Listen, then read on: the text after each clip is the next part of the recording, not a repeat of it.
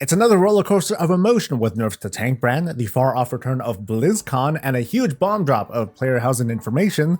Let's see how we feel by the end. Hey, it's Soul, and this is Warcraft Weekly, the show that ruined Dells for hopefully just about a week or so. You can help support the channel by liking this video, subscribing for more WoW coverage, and catch me live where I'm streaming. I admit I was pretty intentional with today's thumbnail, with the claim that player housing is 100% going to be a game changer in the world of Warcraft. It's a bold claim. I mean, I probably set off a few people right now who are emphatically typing away just how much they couldn't care less for player housing, and they're not wrong to not care, just like how any one of us isn't wrong to not really care so much about pet battles, or even running dungeons, or raids, or PvP, or delves. As we progress into this 21st year of World of Warcraft, we've seen a number of so-called game changers that also don't appeal to the whole audience. And how does that make sense? World of Warcraft is a bigger game than it's ever been, and it's not because it's got 10 expansions under its belt. Huge shifts and features can be considered game changers, not because they appeal to everyone, but by and large, they created new spaces and invited players to participate in them. For example, 10-man and then flex raiding, that was there to suit smaller groups and guilds. The dungeon and raid finder, that was made to make finding groups easier, but also to bring in people who otherwise might be too skittish to reach out and join groups in the traditional way.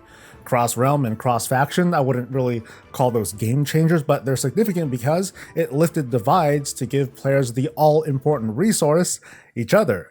Transmog and account-wide tracking systems revitalized the old world for collectors. Mythic Plus, that changed the endgame. It created a new space for smaller groups. And Delves, they changed everything again for solo players. And of course, let's not forget about the classic era games either.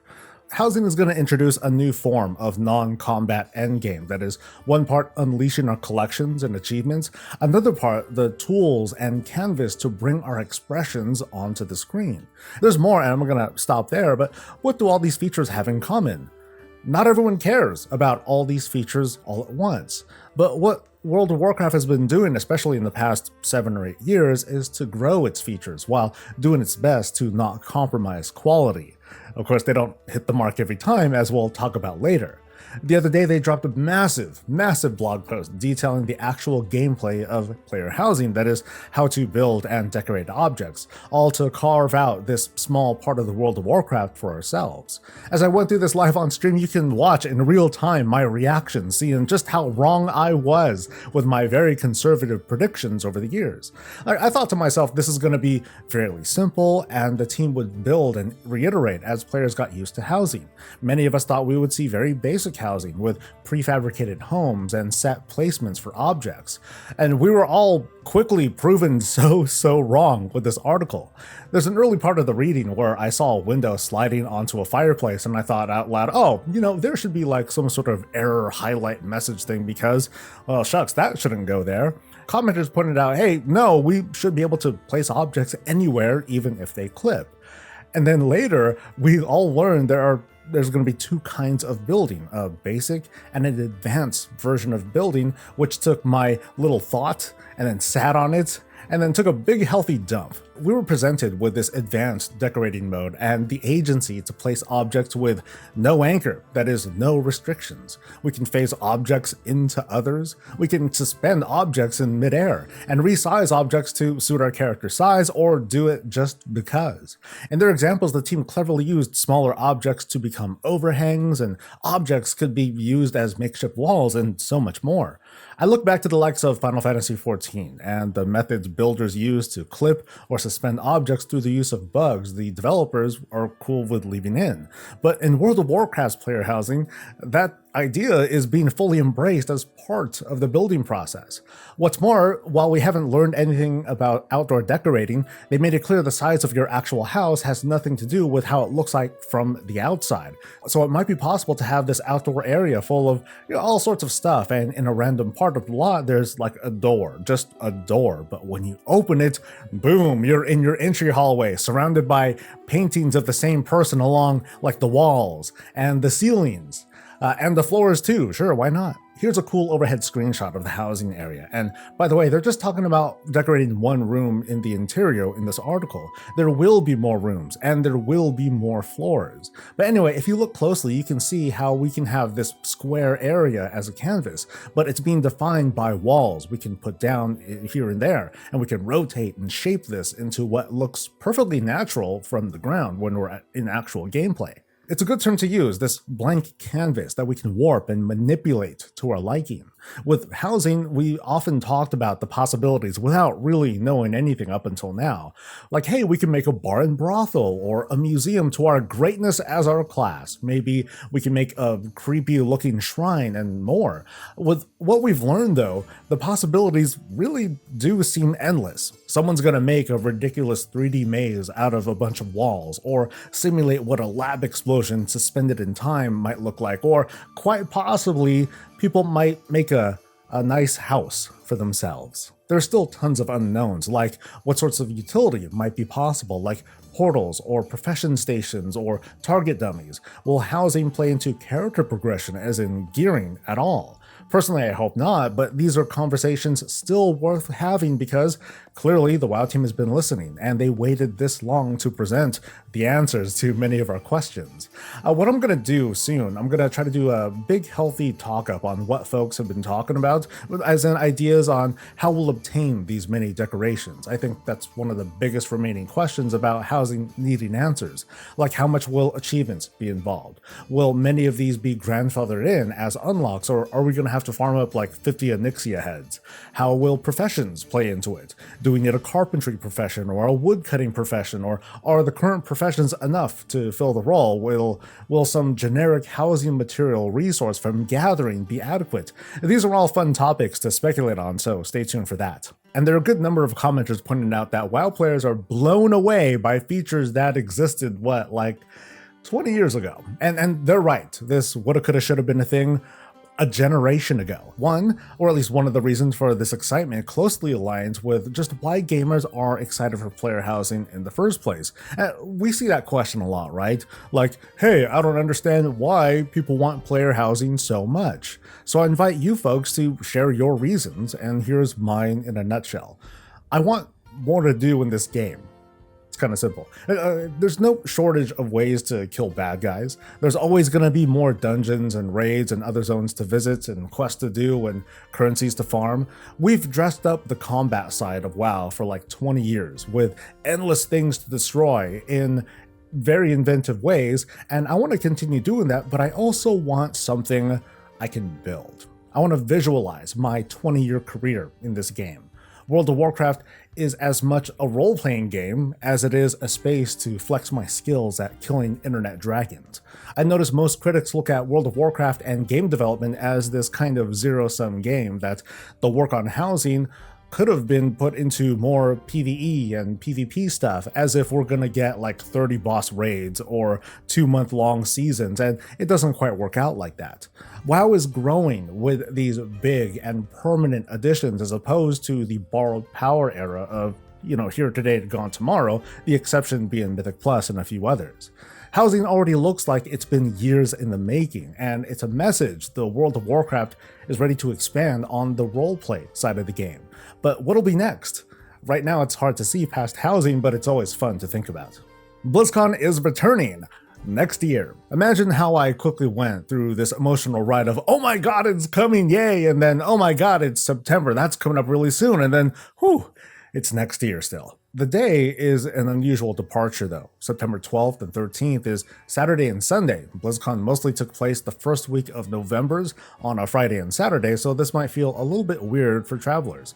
The last BlizzCon took place in 2023 with the reveal of the World Soul Saga and the War Within.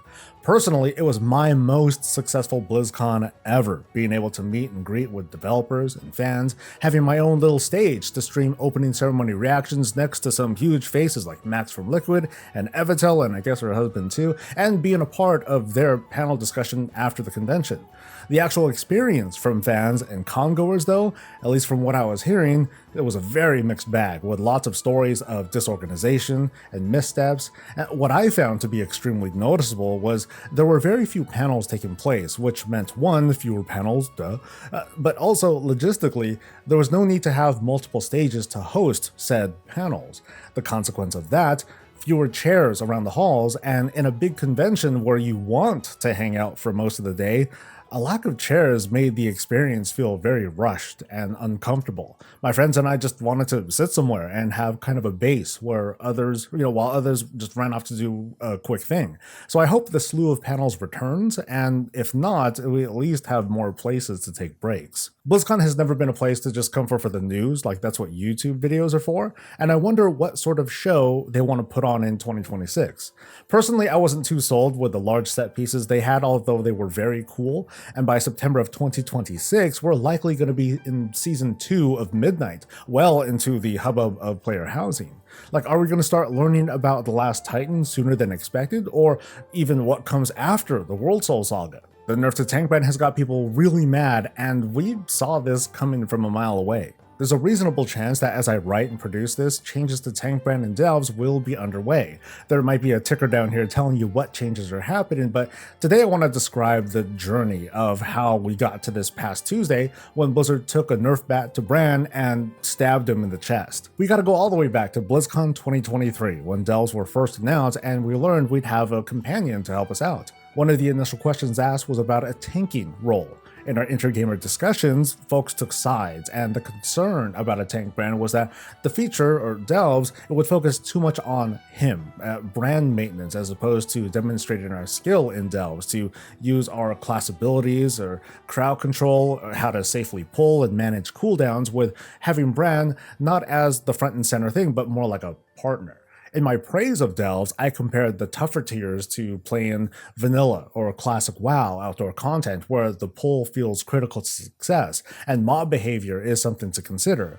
And in reading lots of your positive feedback, delves are a pretty chill vibe. There's no timers, there's no need to rush, there's none of that Mythic Plus mentality that many players sought to escape from and found it here. In the months since then, and during Season 1, that vibe went mostly unchanged. Now, I know I'm kind of glossing over the issues. Delves weren't perfect back then either, from the grind for rewards, to Brann bugging out, to the disparity in difficulty depending on your class and definitely your role. In a world without Tank Brann, classes who do tank, they have all the tools to control the battlefield, and it's no wonder they feel advantageous in most delve situations, or any outdoor situation. Blizzard tried to up the difficulty the best way they could by making mobs so strong they were two-shot in tanks, and it took more than a few fixes to work that out. On the other end, healers had the least agency to control the battlefield and had to pull tricks to balance aggro between themselves and Brann, or they had to throw their hands up and look for a group, which is the worst case scenario for someone who wants to solo. Well, let's cut to more recently as Tank Brann was on the 11.1 PTR. One of my earliest feedback bits on live streams summed up to this, that Tank Brann sucks up all the oxygen. The earlier discussions turned out to be prophecy. The delve strategy instantly flipped from mob handling to Brann handling. With Tank Brann, you gotta keep him up or you gotta defeat all the mobs before he goes down. He's also a tank of tanks. There's no sharing aggro with him unless he goes down, and of course he tends to bug out sometimes and wants to pull a whole ass room. Also, and this was more focused feedback from me personally, Brann plus a protection paladin was super easy mode. I can be in the thick of it while spamming heals on Brann, and we crushed delves. Now, my feedback was also double-edged. Healer plus Tank Brann was a winning combination, but healing plus Tank Brann made delve gameplay a bit too simple, especially if he can be kept up at low item levels, which is exactly what we got in week 1 of the season. I did a lot of Brann testing during the PTR and can remember just about when that happened. In an early February PTR build, delve difficulty was nerfed. Now, by exactly how much, it's not something I can calculate, but the recommended item level on the tier selection screen went down by 20 points. Meanwhile, Brann changes looked very minimal. So in my final videos covering the patch, delves were looking very chill in my skill group, almost too chill, to the point where I'm casually telling folks, yeah, you can push to 11s in the first week, no problem. Just start farming up that gilded. Here's how. That Season 2 gearing is going to feel super fast with this level of accessibility. So Blizzard made two big screw-ups. The first was to not do enough last-minute tuning of Brann before the patch, and the second was to overcorrect with the recent tuning after the first week. The devs say it themselves pretty often, it's easier to buff than to nerf, and they tripped all over that. In an effort for me to not be so out of touch, instead of pounding the copium and telling you folks, oh no, these changes aren't so bad, instead I did a lot of listening to feedback and also testing throughout this week. I healed a bunch of delves as an item level 600 priest and did a round of tier 8s, and then I healed tier 11s on my 640 paladin as holy. It's not a great sample of tests because I have almost no experience with actual healing, like you can go back and watch them live streams for the horror show, but I do have lots of delve knowledge. So in short, the 8s, they felt difficult, but okay, especially considering the super low gear level. The 11s were tough, and I feel like the incoming damage to Brann is too high, but to suggest the item level is also 658, I was 640. That's the equivalent of having full champion or hero class gear, and the only way forward from there is to start farming gilded.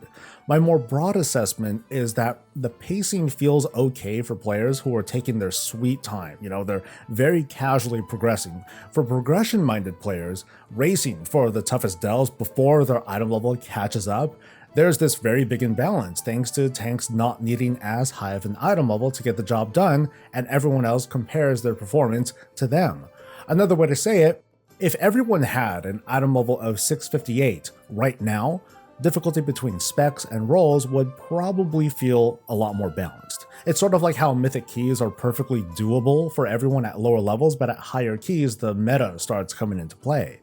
I found healing and Tank Brann to still be viable, but compared to my tank, delves do feel slower. I'm pulling less as the healer because I'm measuring my confidence at keeping Brann up while avoiding all these mechanics that do in fact come after me. He is squishier, and if he goes down, that's when I gotta use like a psychic scream or a bubble to get him back up without me dying, but it still felt perfectly doable. So then I'm returning to the feedback that I've been reading, and I'm noticing this sort of trend. A lot of what folks are saying share this common thread. Because of the nerfs, delves feel slower. They're not undoable, but they're slower, like 25 to 30 minute delves as opposed to 15. These anecdotes, they refer to running tier 8 and higher in the first and second week of the patch, with the most negative feedback coming from healers, but also from DPS players who want Brann to help them avoid mechanics. And I think back to the early feedback of delves, the praise over, hey, I'm not feeling rushed, when they said these are more relaxed runs, it's a personal adventure, and so on and so forth.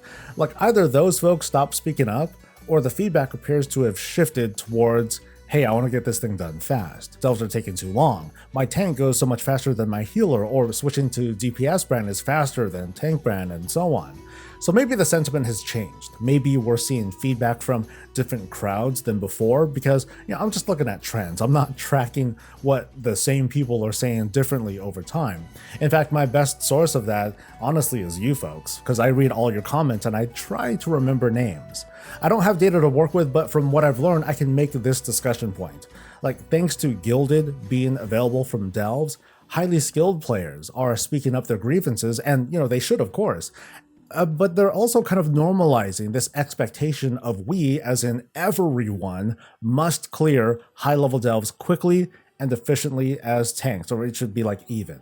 I tried to say just before the nerfs that Blizzard really shouldn't change delve balance. Like, it's too late now that they're even just a week in, and they ought to look towards the future at beyond tier 11s to carve out a space where maybe skilled delvers can find sustainable difficulty. Just like how the high-level meta influences how some group leaders build their teams in lower-level keys, high-performing players in delves are setting this bar of how the delve experience should feel for everybody. I got to this because, funny enough, it's only now I'm paying attention to how long it takes me to clear a delve. Like, I never noticed, I never counted, and apparently I've always been taking my time. Even as a tank, I'm not pulling half the delve, and I'm not going for the fastest clear. I'm just kind of watching TV show clips on YouTube on the other screen while casually pulling a few mobs at a time, and I'm clocking in at these like 25 to 30 minute clears. After all the testing and listening, I understand Blizzard's point of view of why the Tank Brann nerfs happened, but they just swung too hard. Healers need a chance to handle them first couple seconds of Brann getting mobbed by a full group of dudes. An initial Brann bubble, that might help, or just walking back some of these nerfs, like raises HP and healing received by a bit. They already added some defense against AoE in a recent hotfix, but they could also take another look at white damage Brann receives from tier to tier. It could be that once characters get there, the suggested item level is more than enough for Brann to stay up. But clearly there are players who want to punch above their weight, like tank classes usually can, and maybe that scaling should be given another look. I don't mean to diminish anyone's feedback or to sound reductive when I say we've been here before with balancing a new feature, but we are being taken for a ride once again on this whole roller coaster of emotion with nerfs and then buffs and then nerfs again. The ever-present challenge for Blizzard is to try and strike a balance between player specs and brand specs in a feature that both scales with the number of players and is role agnostic. In my opinion, I don't think there's ever going to be that perfect balance where everyone's satisfied, because someone's always going to have an easier time, especially at the start of the season. What I've been trying to point out and remind folks of is that delves are one of these new game-changing features. It's catering to a new audience that is still finding its voice. Right now, that voice is a mix of delves need to have more balanced difficulty and clear time between roles, preferably towards this whole 20-minute time said in early interviews. There are lots of factors in play, and as a solo experience, our mileage is going to vary. So I encourage everyone to be part of that voice and give feedback from your point of view. That's the show, and I want to ask you all, how are you feeling after this week? How is the gearing going? Like, what do you think about the latest player housing presentation, and what do you want to learn about next? I'm excited to talk about it more next week, but for now, let's give a warm thanks to everyone who's been joining us for the live streams. To our wonderful patrons, thanks so much for the contributions, and we can't forget about you. Viewer, you made it to the end, you fed the algorithm. Now, if you could, please like the video, subscribe for more WoW coverage, catch me live, and I'll catch you later. Stay safe, stay healthy, and stay breezy.